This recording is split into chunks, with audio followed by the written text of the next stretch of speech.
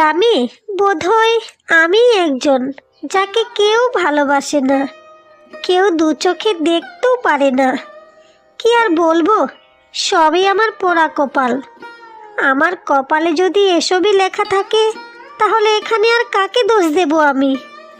দিন যেভাবে যাচ্ছে সেভাবেই যাক, বিধাতার কাছেই বা আর কত অভিযোগ করব?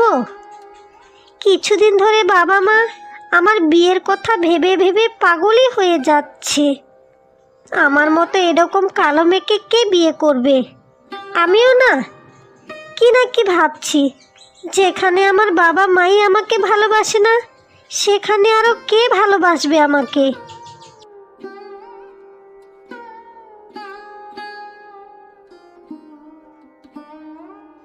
তোকে আমি কতবার করে বলেছি যে নদীর পাড়ে এদিকে তুই আসবি না।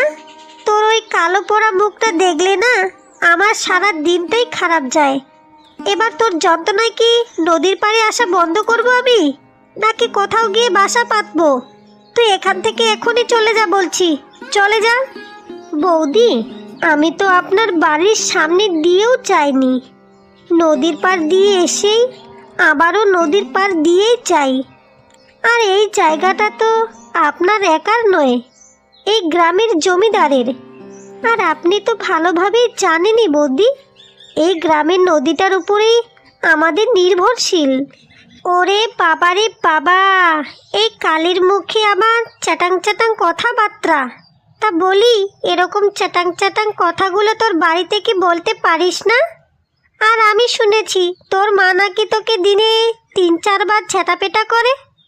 আর শোন, তুই হচ্ছিস এই গ্রামের সব থেকে কালো মেয়ে। তোকে দেখলে মানুষের দিন সেদিন খারাপ যায়। যা যা যা বলছি। আর কোনোদিনও যদি এই নদীর পাড়ে দেখেছি তো তোকে আমি ধাক্কা দিয়ে মেরেই ফেলবো, তারপর দেখবি কত মজা। কি কুৎসিত মুখটা রে বাবা, ছি ছি ছি ছি।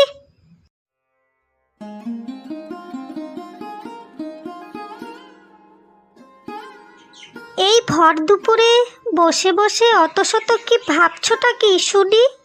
খাওয়া দাওয়া ছেড়ে অত শত ভাবলে তো খুব তাড়াতাড়ি তুমি মরেই যাবে। তুমি কি মরে গিয়ে আমাকে বিধবা বানানোর চেষ্টায় আছো নাকি? সব সময় এত বাজে কথা বলো না তো গিন্নি। আমি আছি আমার জ্বালায়। মেয়েটার তো আর বয়স কম হলো না, অথচ এখনো পর্যন্ত একটা পাত্র পক্ষ দেখতেই হলো না। গ্রামের সবাই এবার কানা ঘষা শুরু করে দিয়েছে। এখন আমি ওকে কিভাবে কার কাছে বিয়ে দেব সেই চিন্তায় আছি। ওসব নিয়ে আমি কোনোই চিন্তা করি না, কারণ ওই পাতিলের মতো কালো মেয়েকে কে বিয়ে করবে শুনি? জন্মের পর পরে যদি আমরা ওকে মেরে ফেলতাম তাহলেই সব থেকে বেশি ভালো হতো। নিঃসন্তান থাকাটাই ভালো ওর মতো এরকম কালো মেয়ে থাকার থেকে। সেটা তুমি একদম ঠিক কথাই বলেছ, কারণ ওরকম মেয়ে যার ঘরে আছে তার ঘর তো আর ঘর নয়, নরক। ওকে তুমি বলতে পারো না একটু নিজের যত্ন নিতে? শোনো, আমি একটা ছেলেকে দেখেছিলাম, বুঝেছ? ছেলেটা বেকার। সেই বেকার ছেলেটাও আমার মেয়েকে বিয়ে করতে চায় না। এখন তুমি বুঝতে পারছো যে আমরা কতটা নিচে নেমেছি? কি রে শ্যামলি, বেরিয়েছিস তো মুখটা ভালো করে, কিন্তু ফিরলি মুখটা ফুলিয়ে, আবার হাড়ের মতো করে। বলে কি হয়েছে তোর শুনি? আর শুনে বা কি করব? তোকে তো আর গ্রামের কেউ দেখতে পারে না, পোড়ামুখী হয়েছিস। কেন মা, কেন কেন তোমরা আমাকে মেরে ফেললে না যখন আমি জন্মেছিলাম? শুধু শুধু কেন তোমরা আমার জন্য কষ্ট পোহাচ্ছ আর আমাকেও কষ্ট দিচ্ছ? তখন যে কাজটা করতে পারোনি, এখন এই কাজটা করে ফেলো মা। এখনই তোমরা আমাকে মেরে ফেলো, এর থেকে ভালো হয়তো আমি মরেই যাই। যদি পারতাম তাহলে তো মেরেই ফেলতাম, কিন্তু কি আর করার আছে? নিজের গর্ব থেকে হয়েছিস তো, তাই কিছুই বলতেও পারি না আর কিছু করতেও পারি না। এখন হয়েছে, যা হবার তা তো হয়েইছে।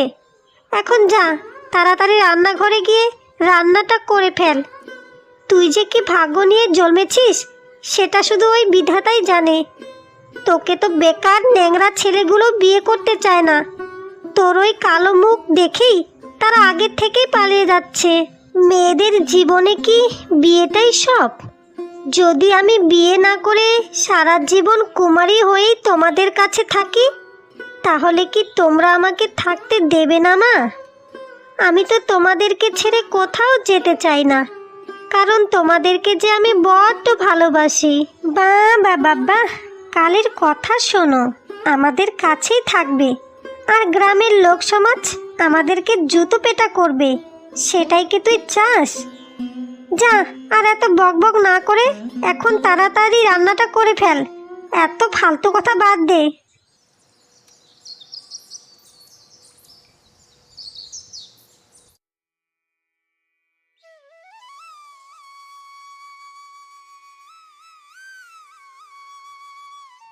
আরে আরে, কে আপনি? কে আপনি? উঠুন উঠুন বলছি। কি হয়েছে আপনার? এভাবে শুয়ে আছেন যে? উঠুন উঠুন বলছি। আরে, আশেপাশে তো কেউ নেই, কাউকে যে আমি ডাক দেব সেই সাহসটুকুও তো আর পাচ্ছি না। কে উনি? আর এরকমভাবে কেন পড়ে আছে? এই যে, এই যে, আপনি কি আমার কথাগুলো শুনতে পাচ্ছেন? কি হয়েছে আপনার? আমাকে বলুন না। উঠুন উঠুন বলছি। কি হয়েছে আপনার? আর আপনার শরীর এখন কেমন আছে? আর বলো না, এদিক দিয়ে যাচ্ছিলাম, হঠাৎ করে মাথাটা কেমন জানি ঘুরে উঠল আর শরীরটা কেঁপে উঠল। এতক্ষণ এখানেই আমি পড়েছিলাম, তুমি ডাক দিলে তাই তোমার ডাকে সাড়া দিলাম। তোমাকে অনেক অনেক ধন্যবাদ, তুমি আমার জীবন বাঁচালে। আর কিছুক্ষণ যদি এখানে পড়ে থাকতাম আমি, তাহলে বোধহয় আমি মরেই যেতাম। জীবন মৃত্যু তো বিধাতার কাছে, এরকম কথা কখনোই বলতে নেই। কিন্তু আপনাকে তো আমি চিনতে পারলাম না। আপনি কে? আর আপনার পোশাক দেখে তো মনে হচ্ছে আপনি সাধারণ কোনো মানুষ নন। আমি জমিদারের পুত্র রুদ্রকুমার। আর তোমার নাম কি? তোমার বাড়ি কোথায়? তুমি আমার জীবন বাঁচিয়েছো, তাই তোমাকে আমার সাথে আমার বাড়িতে নিয়ে যেতে চাই। তোমার সাথে আমি সবার পরিচয় করে দিতে চাই। না না, এটা হতে পারে না। আমি একটা কালো মেয়ে। আমি যদি এখন জমিদার বাড়িতে যাই, তাহলে তো আমাকে সবাই ঘাড় ধাক্কা দিয়ে বের করে দেবে। যারা জাতপাত দেখে তারা আসলে মানুষ নয়। যাই হোক, তোমার নামটা তো বললে না? আমার নাম হচ্ছে শ্যামলী।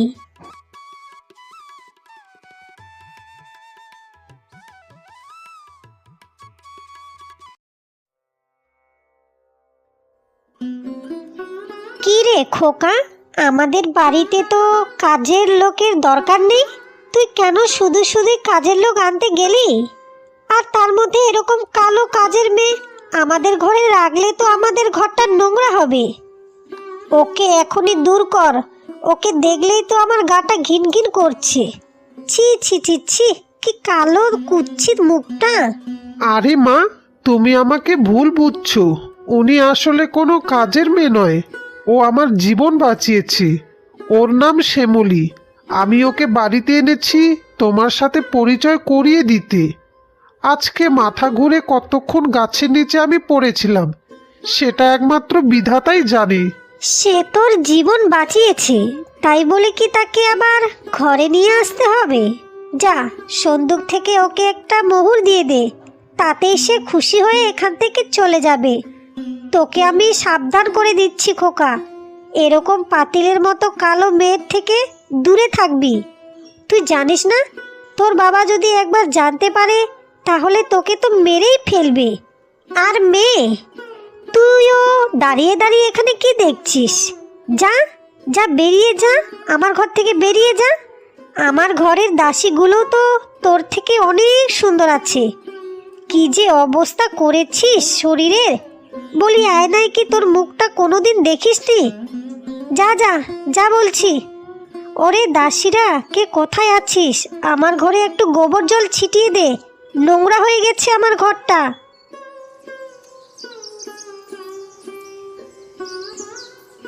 তুই এতক্ষণ কোথায় ছিলিস বলতো? তোকে খুঁজে খুঁজে আমরা পাগল হয়ে যাচ্ছি। আজকে বাড়িতে একটা পাত্রপক্ষ এসেছিল তোকে দেখার জন্য, তারা তোকে না পেয়ে ফিরে গেছে। তুই আমাদের জীবনটা একেবারে তেজপাতা করে দিচ্ছিস। যে একজন জোর করে তোকে বিয়ে করতে এসেছিল সেও আজকে মুখ ফিরিয়ে চলে গেল। এবার কি করবি তুই? আমি কি দেখতে খুবই কুৎসিত বাবা মা? তোমরা একটু আমাকে ভালোভাবে দেখে বলো তো, আমি কি সত্যি এতটা নিকৃষ্ট, এতটাই কালো কুৎসিত যে আমাকে ভালোবাসার চোখে দেখাই যায় না? আমি একটা সিদ্ধান্ত নিয়েছি, আমি কালকে সকালেই এই বাড়ি ছেড়ে সারা জীবনের মতো চলে যাব। আর কোনোদিনও আমি এই গ্রামে আর এই বাড়িতে ফিরব না।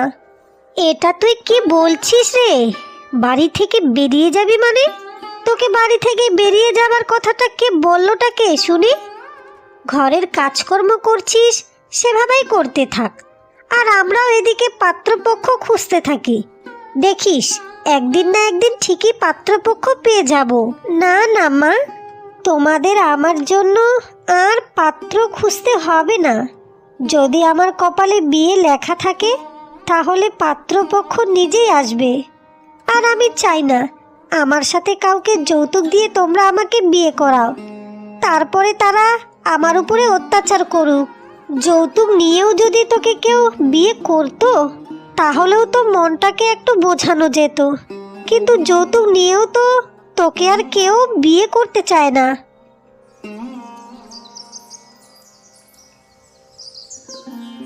আমার মায়ের কথাতে তুমি খুব কষ্ট পেয়েছো, তাই না শ্যামলী?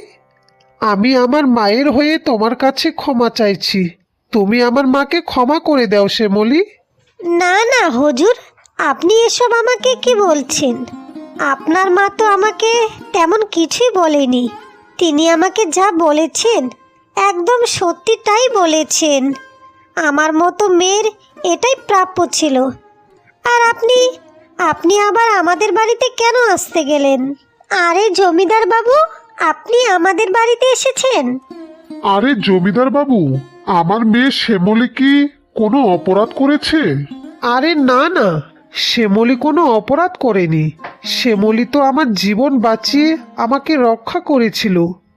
আপনারা যদি আমাকে অনুমতি দেন তাহলে শ্যামলীর সাথে আমি একা একটু কথা বলতে চাই। আপনি আবার এসব কি বলছেন? আপনার পরিবার যদি জানতে পারে তাহলে এবার আমাকে মেরেই ফেলবে, আর শুধুই আমার জন্য আপনাকে এই গ্রাম ছাড়া করবে। দয়া করে আপনি আমার থেকে দূরে থাকুন। আমার সাথে আপনার এমন কি কথা থাকতে পারে? আরে হতচ্ছাড়ি মেয়ে, উনি হচ্ছেন জমিদারের একমাত্র পুত্র। তোর সাথে একটু একান্তই কথা বলতে চাইছে, আর তুই যেতে চাইছিস না? যা বলছি এখনই যা। চলো শ্যামলী, আমার সাথে চলো। ধীরে ধীরে শ্যামলীর সাথে জমিদারের ছেলের ভালো একটা বন্ধুত্ব গড়ে ওঠে এবং তা ভালোবাসাতে পরিণত হয়।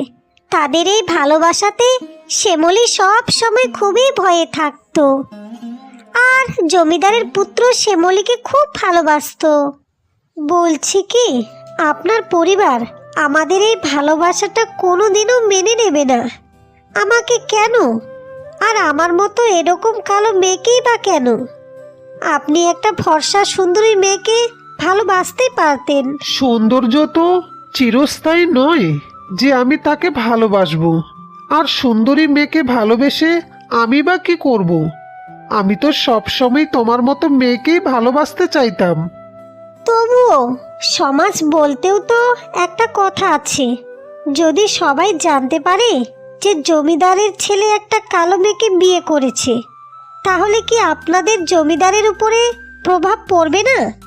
তারাও আপনাদেরকে নিয়ে তিরস্কার করবে, আর আপনাদের সম্মানের উপরও প্রভাব পড়তে পারে। শ্যামলী, তুমি হয়তো ভুলে যাচ্ছ, আমাদের সামনে যদি আমাদেরকে কেউ অপমান করে তাহলে আমরা তাদের গর্দান নিই। তুমি এ নিয়ে কোনোই চিন্তা করিও না শ্যামলী। আমি আজকেই তোমাকে বিয়ে করে আমাদের বাড়িতে নিয়ে যাব। এ তুই কি করলি রে খোকা?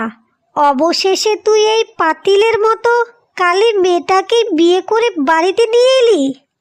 ছি ছি ছি ছি, এই সমাজে আমরা মুখ দেখাবো কি করে? মা, আমি যাকে ভালোবাসি তাকে বিয়ে করাটা কি আমার অপরাধ? আর সমাজ কি আমার সাথে সংসার করবে নাকি? আমি আমার মতো করে থাকবো, আমি আমার খাই আর আমার পরি। দয়া করে তুমি আমাদের দুজনকে মেনে নাও মা। দয়া করে এরকমভাবে তুমি আর বলিও না। আমার তো এবার কপালটা পুড়েছে রে, পুড়েছে। তোর বাবা যদি জানতে পারে তাহলে তো আমাকে মেরেই ফেলবে। তোর বাবা কয়েকদিনের জন্য শহরে গেছে। জানি না তোর বাবা বাড়িতে আসার পর আমাকে কি করবে। আপনারা দয়া করে আমাকে একটিবার মেনে নিন মা। আমি আপনাকে কথা দিচ্ছি যে এই পৃথিবীর সব থেকে ভালো বৌমা হয়ে আপনাকে আমি দেখাবো। আমি আপনাদের সব সময় পায়ে পড়ে থাকবো মা। আপনাদের খুবই সেবা যত্ন করব। শুধুমাত্র আমাকে একটিবার সুযোগ দিন মা, একটিবার সুযোগ দিন। আরে হতচ্ছাড়ি, তোর রূপটা যদি আরেকটু ভালো থাকতো তাহলেও মেনে নেওয়া যেত। তোকে তো ভালোভাবে দেখাই যায় না রে খোকা। তুই এ কি করলি রে, এ কি করলি? তুই আমাদের মান সম্মান সব কিছুই এবার শেষ করে ফেলেছিস। শ্যামলীকে তুমি আর একটাও বাজে কথা বলবে না মা। তোমার যদি শ্যামলীকে ভালো না লাগে তাহলে আমি শ্যামলীকে নিয়ে শহরে যাচ্ছি। তোমাদের গ্রাম আর সমাজ নিয়ে পড়ে থাকো। আমি আর শ্যামলী মিলে শহরেই থাকবো, আর কোনোদিনও এই গ্রামে ফিরবো না। আরে না না, তোমাদের শহরে যাবার কোনোই দরকার নেই। ও এখানেই থাকুক।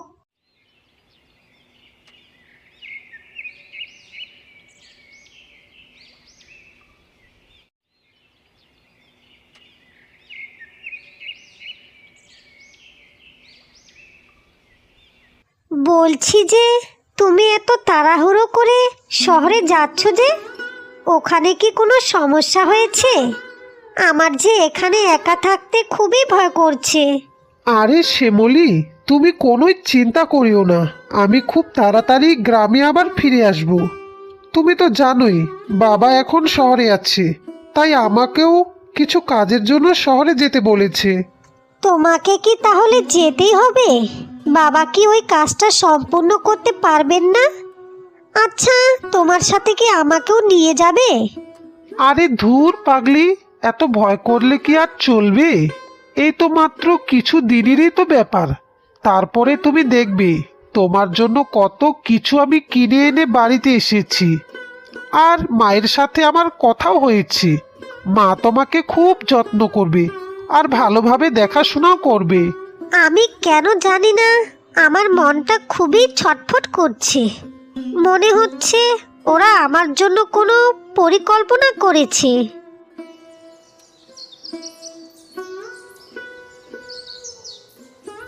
হায় হায় রে বৌমা, তোমার এত দেরি করে খেলে চলবে?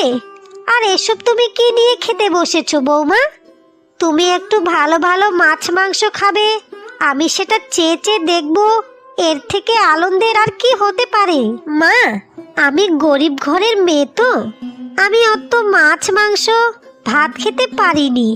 আমার কাছে এই চাল ডাল সবজি এগুলোই খুব প্রিয় খাবার।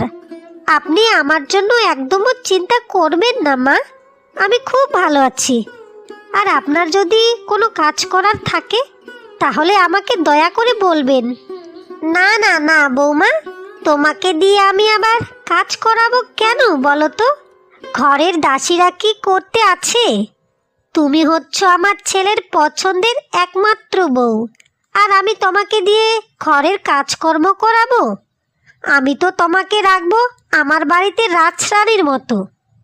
আজকে তুমি আমার সাথে এক জায়গায় যাবে, কেমন বৌমা?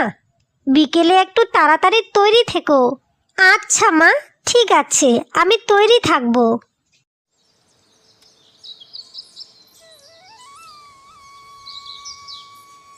মা, আপনি আমাকে কোথায় নিয়ে এলেন? এই জায়গাটাতে তো আমি কোনো কাজেই দেখতে পাচ্ছি না। এই নদীর ধারে আমাদের কি কাজ আছে বলুন মা? নদীর ধারে কাছ নেই আবার? নদীর ধারেই তো আমার আসল কাছ রে হতচ্ছাড়ি। এখানেই তো আমার কাজ। আমার ঘরের পুত্রবধূ হতে তোর খুব শখ, তাই তো? জমিদারের একমাত্র পুত্রবধূ হতে চাস? আসলেই এসব ভাবলেই না আমার হাসি পায়। এই এই যে দেখ, এখন দেখ। এইসব আপনি কি বলছেন মা? আমাকে মারবেন না মা, আমি সাঁতার জানি না। আমাকে কিছু করবেন না মা, আমাকে কিছু করবেন না মা, আমাকে আপনি ছেড়ে দিন। কিন্তু শ্যামলীর এই করুণ আর্তনাদ আর ভয়ঙ্কর চিৎকারও জমিদার গিন্নির মন একটু গলেনি। শ্যামলীকে সে ধাক্কা মেরে নদীর জলে ফেলে দিলেন। সেখানে শ্যামলীর দেহ বিলীন হয়ে গেল। তার অস্তিত্ব সারা জীবনের মতো এই পৃথিবী থেকে মুছে গেল।